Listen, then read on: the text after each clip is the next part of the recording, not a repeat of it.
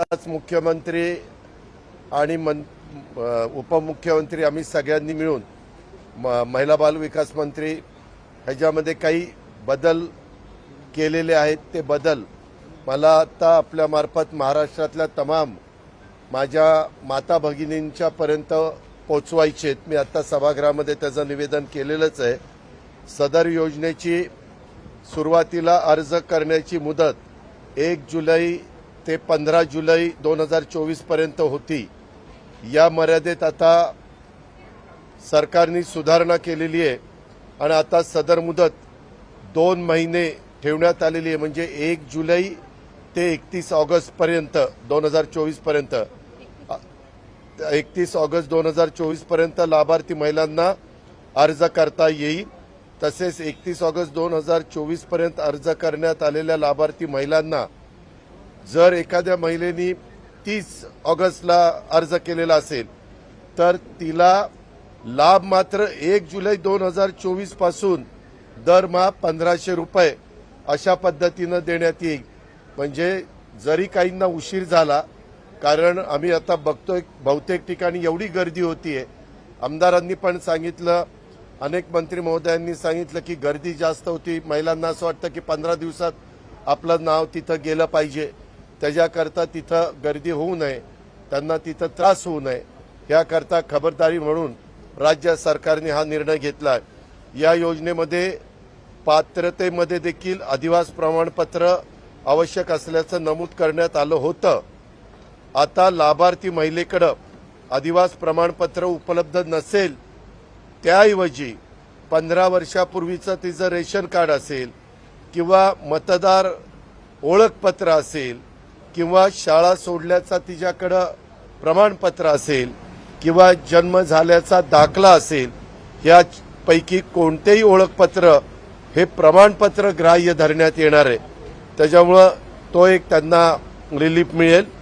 आणि मागे आम्ही या योजनेमध्ये 5 एकर असणाऱ्यांनाच ही योजना द्यायचं असं ठरवलेलं होतं, परंतु 2.5 लाखाची अट आहे, पण 5 एकराची अट काढून टाकली। कारण आपल्या महाराष्ट्रात जिरायत भागामध्ये काहींचं 7 एकर 8 एकर क्षेत्र असतं, पावसावर अवलंबून असतं, त्यांना उत्पन्नही जास्त मिळत नाही, म्हणून आता ही 5 एकर शेतीची अट देखील वगळण्यात आलेली आहे।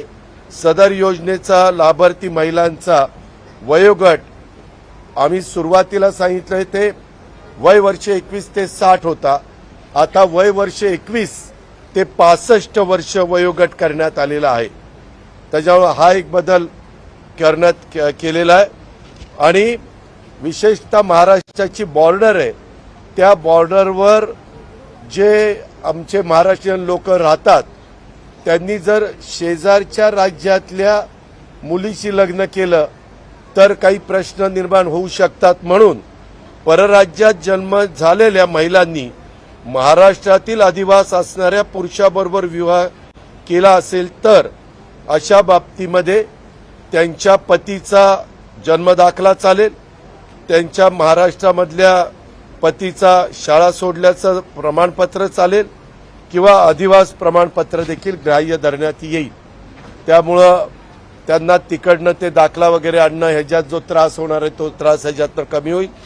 2.5 लाख रुपये उत्पन्न दाखला उपलब्ध नसेल तर त्याऐवजी त्या कुटुंबाकडे पिवळं किंवा केशरी रेशन कार्ड उपलब्ध असेल तर त्यांना 2.5 लाख रुपये उत्पन्नाचा दाखला ही प्रमाणपत्रातनं सूट देण्यात आलेली आहे।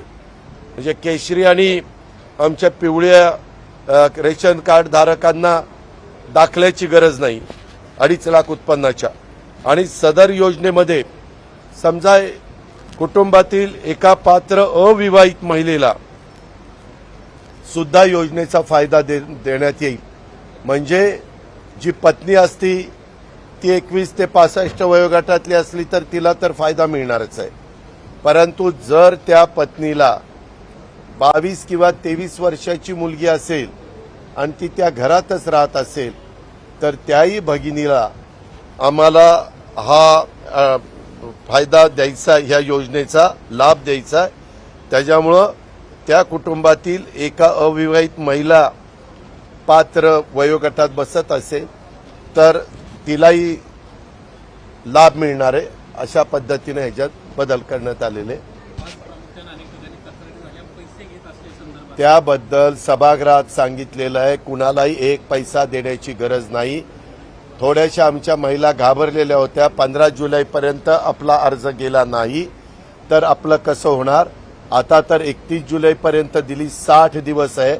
आणि जरी यदा कदाचित तिचा अर्ज हा ऑगस्टमध्ये मंजूर झाला तरी देखील तिला जुलै आणि ऑगस्टचे 3,000 रुपये त्या ठिकाणी मिळणार आहेत. आणि हे साधारण आम्ही 15 ऑगस्ट ते रक्षाबंधन 19 ऑगस्ट आहे, 15 ते 19 पर्यंतच आम्हाला हा त्यांचा जो काही लाभ आहे तो लाभ आम्ही वितरित करणार आहोत. दादा, या योजनेच्या ज्या अटी सरकारने पहिल्या निश्चित केलेल्या होत्या त्या आता शिथिल करण्यात आलेल्या आहेत. त्यामुळे विरोधकांनी जो आरोप केला होता की लाभार्थीची संख्या कुठेतरी घटेल, त्याचा फायदा आता कशापर्यंत? ह्याच्यामध्ये लाभार्थी वगैरे काही नाही. आम्हाला खरोखरीच आमच्या मातेला, भगिनीला, आमच्या मुलींना ह्याचा लाभ द्यायचा होता.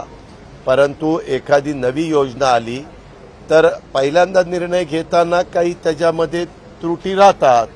आमच्या लक्षात आलं, आमच्या महायुतीच्या अनेक आमदारांनी ही अडचण सांगितली. त्या खात्याचे मंत्री अदिती तटकरे यांनी हे प्रश्न निर्माण झालेत असं सांगितलं.